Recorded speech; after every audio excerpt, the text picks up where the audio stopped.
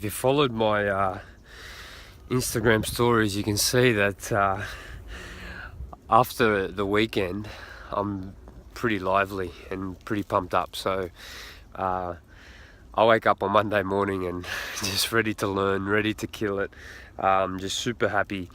And that, for a big part, is yes, you do need to know what direction you're going in life. So that doesn't mean you know your purpose, but you just know that the next day you've got something to learn, or you've got a practice to do that's going to make you better.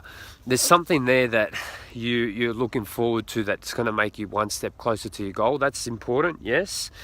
Another part is your exercise, your nutrition has to be on point. That's going to give you good petrol, good energy. Absolutely, that's important.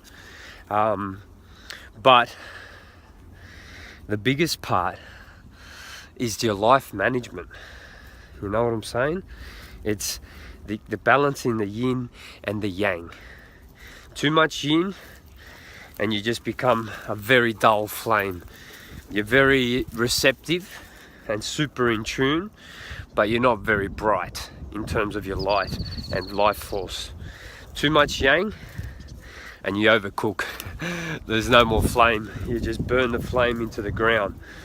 So to really get that light, that flame just, beaming and constantly hot and bright, you need to balance a good amount of yang.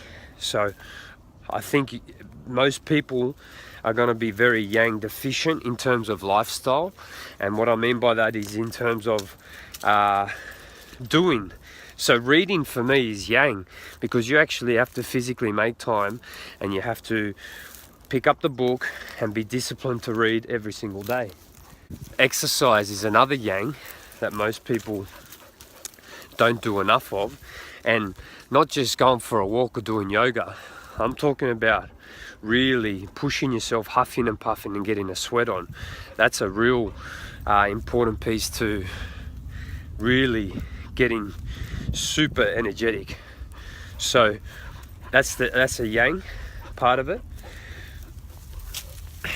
And then the nutrition is a yang as well. It's a very yin quality, but the nutrition has to be sufficient and nourishing and healthy to fuel the body, to give it the flame. It's like the petrol to the flame. So that's all important. But without sufficient yang, you're not going to really tune your body, and you're not going to make the engine as big as it can be. You feel me? So without a big engine, you're not going to go very fast. And if you're not going to go very fast, you're not going to get much done in life. So yes, you do need to wear the physical body out. The way it works is the physical body needs to be drained, and then it grows back stronger. You can't really, unless you're too much exercising, you can really burn out the body. But the way it gets stronger is by you deplete it and then it grows and rebuilds. So you want to do 2 to 3 times at minimum, ideally 4 times, where you're huffing and puffing and really exerting your physical body. That's crucial if you want to optimize your energy and output in life.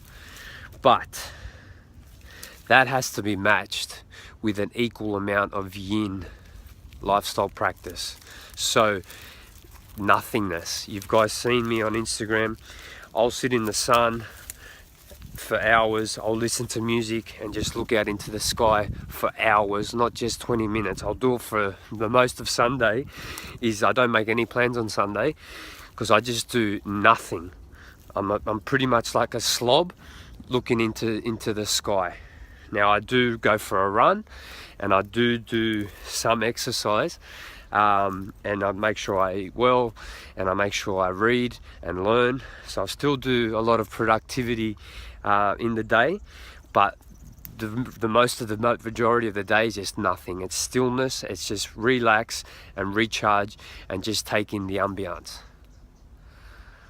That in combustion with a week full of yang, where you've just gone hard, you've made videos. For me, in my instance, I make a lot of videos, I exercise heaps, I read a lot, I learn a lot, and I do a lot of yang things that really make me better. But then when the weekend comes, I put my feet up and just let it soak in.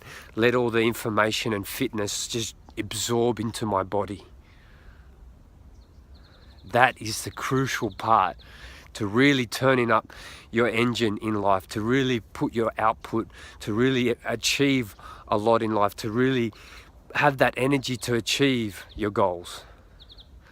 You have to drain yourself with yang exercise, and then you have to recharge and replenish with lots of yin exercise. It's that balance, and you don't feel guilty about doing nothing. If you've gone hard for the week, you put your feet up and you enjoy that yin, quiet, just recharge time. You don't exert yourself by keeping yourself busy and cleaning the house, and you do all that because it needs to be done, but you don't preoccupy yourself by constantly doing things because you feel guilty about not being productive and just laying around and sitting out in nature and wasting time. It's not a waste of time if you're super productive and super yang during the week.